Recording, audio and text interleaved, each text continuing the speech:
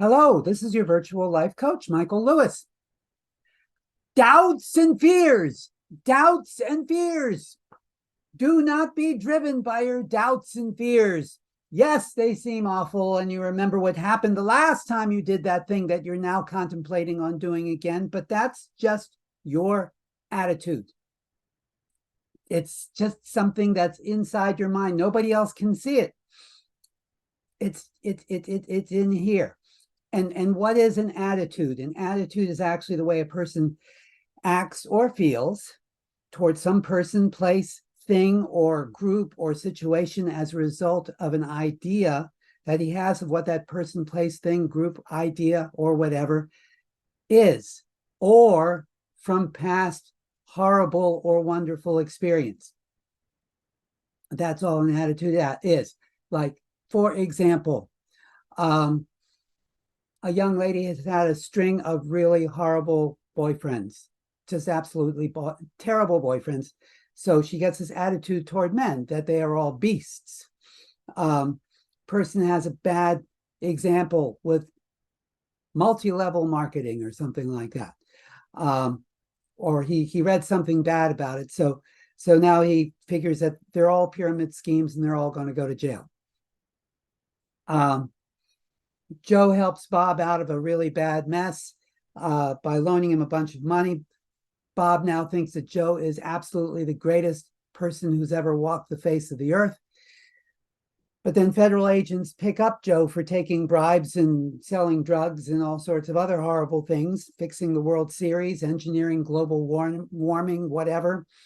So all of this is very hard for Bob to believe because Joe is just this wonderful gift to all of humanity. See? So he's got a fixed attitude, fixed idea, a prejudice, a prejudgment. That's what prejudice is, prejudge. All this stuff comes under the category of attitude. Now, you can also just decide for yourself that you've got an attitude, and you have one. For example, I have an attitude toward eggplant. I think eggplants are absolutely awful. I would be embarrassed if I woke up tomorrow morning and I found out that I was an eggplant. They look funny, they look weird, and they're impossible to cook right. And up until a few months ago, I never actually ate an eggplant or had anything to do with them.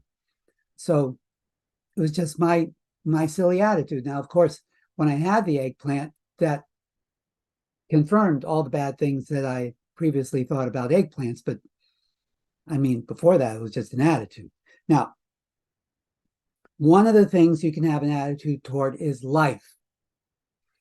And life consists of several things. It consists of more than just these things, but some of the things that life consists of would come under the category of living and dying, being right and being wrong, having responsibility, having zero responsibility,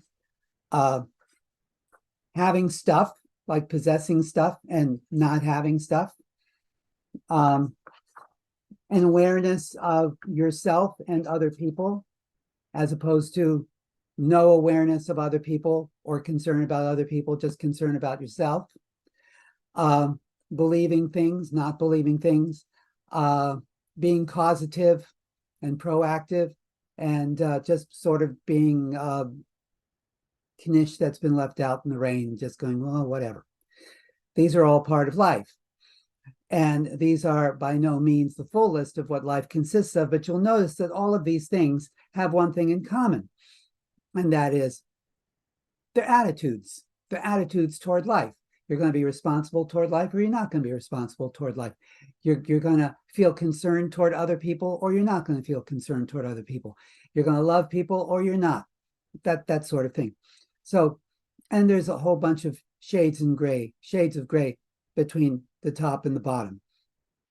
This is how people live their lives based on these attitudes. This is how they conduct their decisions. This is how they go about their daily lives, choose their direction in life, and they choose their people largely based on these attitudes, right or wrong. Your attitude can determine how successful or unsuccessful you're going to be. But one thing that you'll always be successful at is what your attitude is. So if your attitude is that you're a victim of life, you will be very, very successful at that attitude. If your attitude is you're grumpy toward women, you will be successful at that attitude. You'll be grumpy toward women, or you'll hate animals, or you'll love prima donnas and sopranos. So the one thing that you will be successful at is your attitude.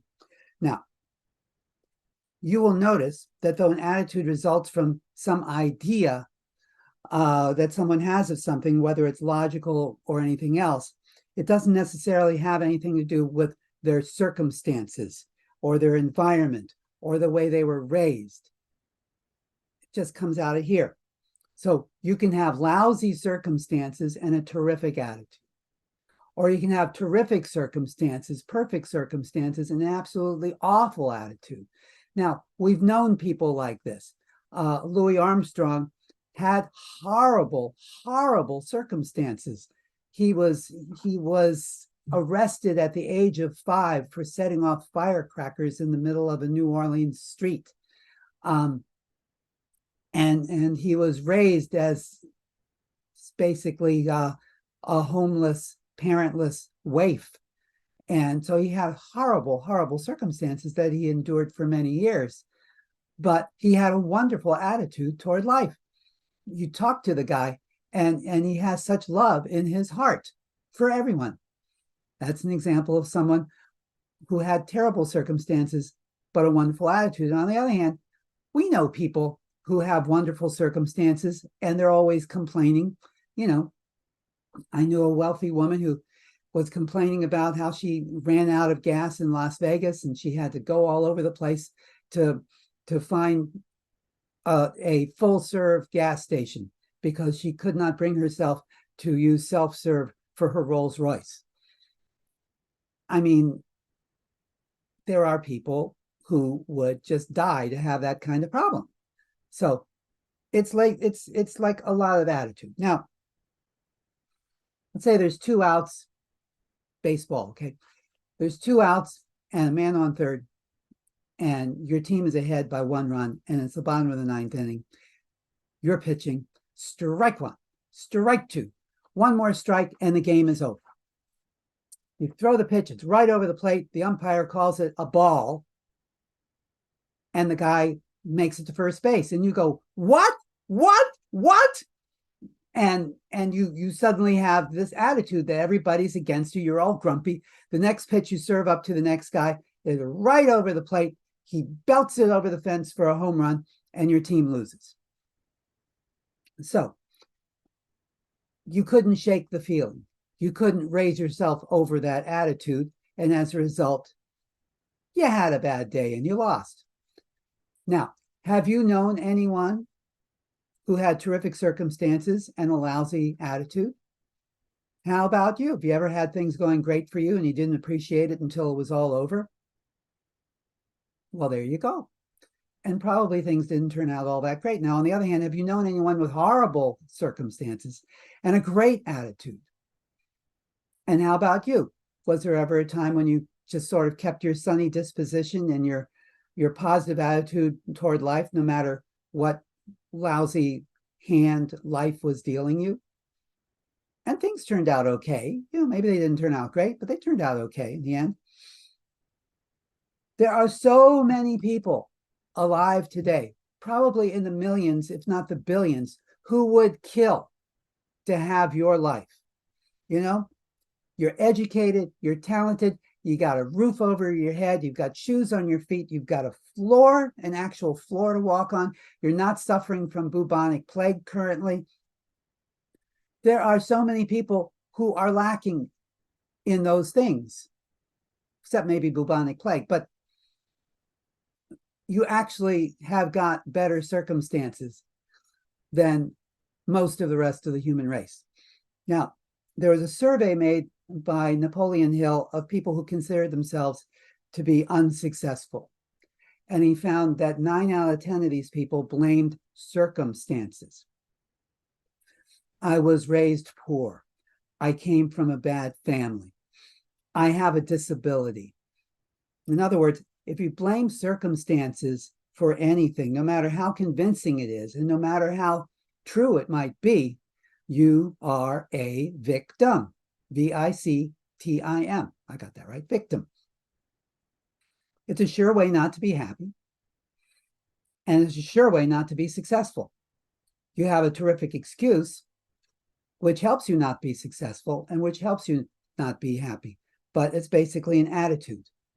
And if you're really curious about failing and about the best way to fail, 95% of all failures come from one thing and one thing only, and that is quitting. So if you just don't quit, you can't fail. You might have a little bit of a longer road to success or not, but at least you won't fail. And if you have little failures along the way, of course, you can learn from them because that's what failures are for. Now, plus, if that was the real reason that they were failing at things was because of circumstances, they would be happy. They'd say, yeah, that's what it was. Oh my gosh, that is what it was. Ho, ho, ho, yeah. So, because the rule is if you spot the real reason for something, that something tends to go. If you spot the right formula for something, you no longer have to worry about that thing.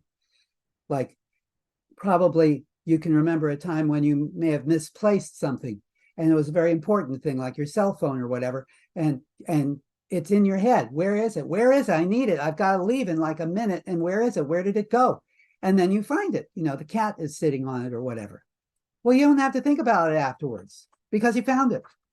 You don't have to worry about it anymore because you found it. Problem solved. See? Or if you have a dilemma, if you have a problem, and then you spot the perfect way to handle it, or someone helped you figure it all out, you don't have to worry about it anymore. So it's the same thing with these circumstances. If the really was circumstances, and the person came from a bad home, broken home or whatever, and that's what caused his failures and so forth, and that was the actual reason, he wouldn't have to worry about it anymore. He wouldn't have to complain about it anymore. Everything would be fine. But obviously, it's not, so he is. The actual reason for things not going your way is largely your own idea, your own prediction that they're not going to go that way. And that's tied up in your attitude.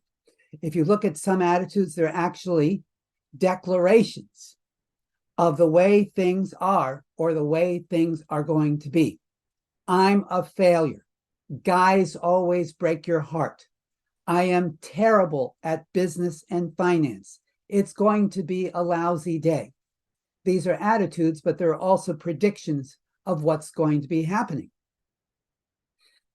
I know a guy who was always angry and bitter. He's just an angry, bitter guy. And he used the word man a lot. It's like, man, it's going to be another bad day, man. Oh, well, I had to beat her up, man. She wouldn't shut up. Somehow when you say the word man, it makes everything okay. You just end your sentence with the word man and it's okay. But, it was always like, there you go again. Absolutely. The car broke down. I just bought it and of course it breaks down. And that's the way he lived his life. He had high blood pressure and actually he wound up in jail for a little while for beating up his wife. It's a very unhappy guy. Everything out of his mouth was a prediction of the horrible things that were going to happen. And of course they happened. So how do you fix a bad attitude? Probably the preferred method is realization, So let's give this a shot. Let's give realization a shot. Now, you remember the definition of attitude that we went over. It's the way a person acts or feels toward a person, place, thing, group, or situation as a result of the idea he has of what that person, group, thing, situation is. So one thing you can do, since we're talking about ideas, is stop looking inside your head. Because that's where your ideas, your prejudices, your doubts, and your fears all live. They live inside your mind. Your mind contains the past. It has very little future in it. It's just the past. that's in there. And of course, there's nothing you can do about the past, especially when it's sitting in here. Now, your future, you can do something about. That's outside. That's all around you. That's out here. It's the people you know. It's the stuff you're going to be doing. It's the life that you live. It's all out there, outside, where you make direct contact with the people and the things of your life by simply looking and doing. Now, if you've ever had a preconceived notion of someone, you thought they were like a good person, or you thought they were a bad person, let's say, but then you actually got to know the person and they turned out not to be so bad after all, or they turned out to be a jerk when you thought they were wonderful. Well, that's your mind messing things up with preconceived notions. Your mind is handy for certain things. It has limited use, like when it's got the right data, math problems, judgment in traffic, the capital of Nebraska, that sort of stuff, facts. But when it acts on opinion or hearsay or speculation or attitude, it can make some really stupid mistakes, and it makes you look dumb. People don't blame your mind. They don't say, well, it's his mind. They go, no, it's Joe. He's dumb. So the next thing is not to make the mistake that most people make. And that is treating people, including yourself, as if they are what's wrong with them. You go to a party, you see a nice looking person, you ask a friend of yours, who is that nice looking person over there? And he says, oh, that's Dora Quimby. She's working on her seventh marriage. The other 6 husbands all died mysteriously shortly after completing their wills. Well, there you go. Now you only think of Dora at her worst. And too often, when we think of ourselves, we only think of ourselves at our worst, not really realizing that the worst part of you is not you at all. It's what a few wrong turns of you produced, but it's not you. You're terrific. You're great. So you need to change your attitude about yourself as well. I guess it's like human nature. You see this nice white wall and it's got a little tiny black smudge right over there. So your attention goes directly to that little black smudge right over there, not on the nice white wall. So you take a look at someone in your past or someone right now who you really admire, someone that you have really warm feelings toward. I will bet that person does not treat you as if there's something wrong with you. I bet that person treats you or treated you for all the beautiful, glowing, right things about you. And that made you feel good. You know why? Because that's what's true. That's what's true. Now, some people treat life as though something is terribly wrong, or like someone's made a terrible mistake. And life for them and for the people around them is truly hell, because that's what they see and that's what they make of it all. What do these people want? They want you to join them in their darkness and their dark thoughts.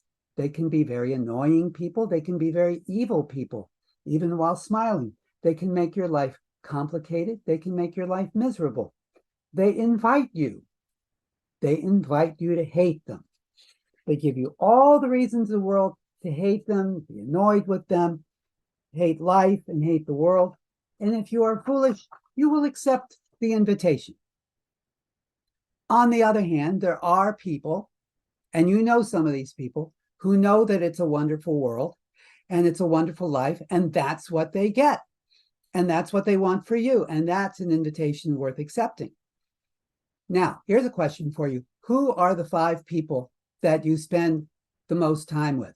I don't mean the 5 people that you like the most or admire the most. I mean the 5 people that you physically find yourself spending the greater percentage of your time with. Those people are the agreements in your life. We find that people who have relationship problems tend to hang around people who have relationship problems. People who have struggles with finance tend to hang around people who also have struggles with finance.